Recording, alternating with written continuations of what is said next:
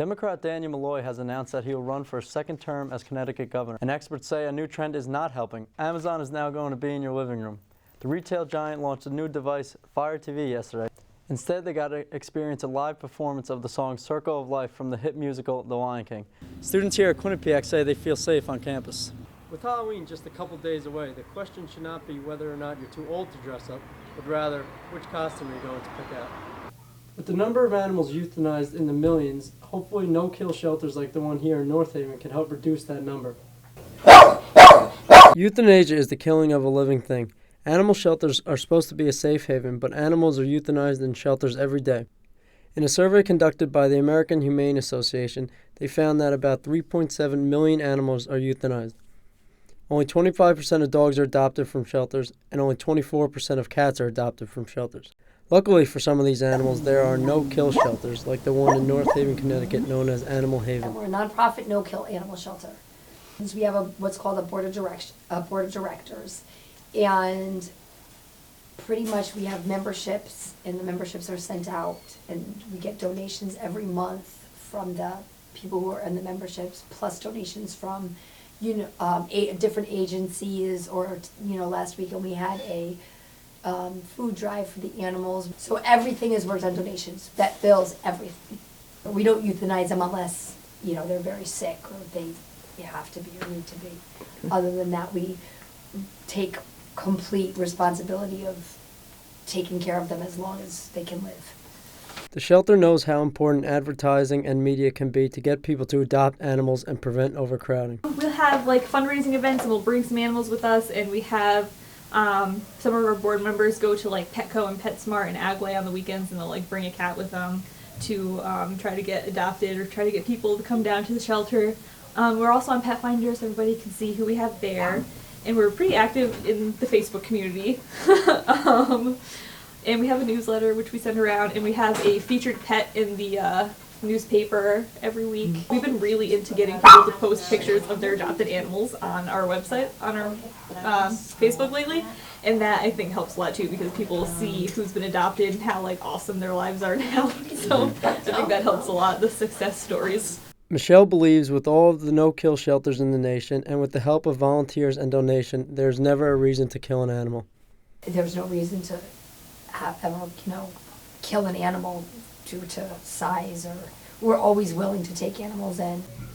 With the number of animals euthanized in the millions, hopefully no-kill shelters like the one here in North Haven can help reduce that number. In North Haven, Tim Murray, Q30 News. The stabbings at Franklin High School in Murraysville, Pennsylvania, in which 22 people were injured, is just one of the many acts of school violence people have seen in the past couple of years. These acts have caused increased concern here at the Quinnipiac campus in Connecticut. It's really scary, to know that I'm on a college campus and to know that it could happen here. I hope that it wouldn't, and I hope that the people around here would never do that. But just to know that I may not be safe in college campus is a little scary. It almost seems commonplace now that there's a school shooting or a stabbing or some sort of violence happening on campuses throughout the country. We see all of these atrocities happening one after another, but we haven't gotten to a point where we can soundly say what's causing it. Students are not the only ones who are concerned here on Quinnipiac campus. Many professors are worried about the increased violence on school grounds. It's really disturbing, and it makes you wonder what is going on in our society that's made a change. And it may not be a change, but it seems like a change. Although there has been a lot of violence on campuses across the country in the past couple of years, students here at Quinnipiac say they feel safe on campus. I feel very safe because you can't drive onto campus without having to show your Q card and make sure that you are a student here. I do feel safe on campus. I've never seen anything that raises my concerns or suspicions. I think the people here are the type of people who are enjoying their lives. Professor Atwood credits Quinnipiac's safety to the increase in security presence here on campus.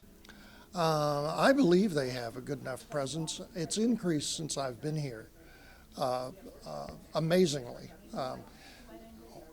Early on, 5 years or so ago, you'd rarely even see anybody with security except, at the booth when you would drive in. But now they have a presence, and I think that's good. I think they should be seen. Although these violent attacks are unpredictable, it seems Quinnipiac is doing all they can do to keep its students and faculty safe. For QNN, I'm Tim Murray. There have been countless studies that show chronic multitasking severely limits tasks such as memory, attention, and reasoning. Dr. Larry Rosen from California State University found that students who multitask get distracted about every 6 minutes. Meredith Sinclair is a professor at Southern Connecticut University and has faced problems with distractions in her classroom. I welcome students to bring laptops as long as they're doing something that's related to class. It is easy to sort of get lost in Facebook or just surfing the web when you're supposed to be doing something else. Professor Sinclair also says that cell phones can be a major distraction in class.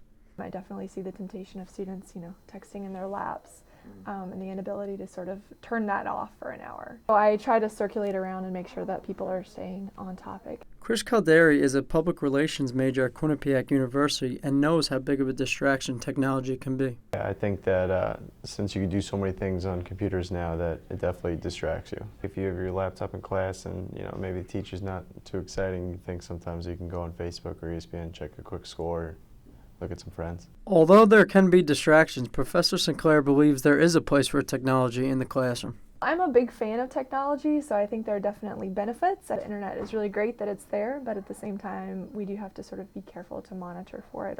It appears to limit distractions in the classroom. The professors themselves have to monitor their students. In Hamden, Tim Murray, Q30 News.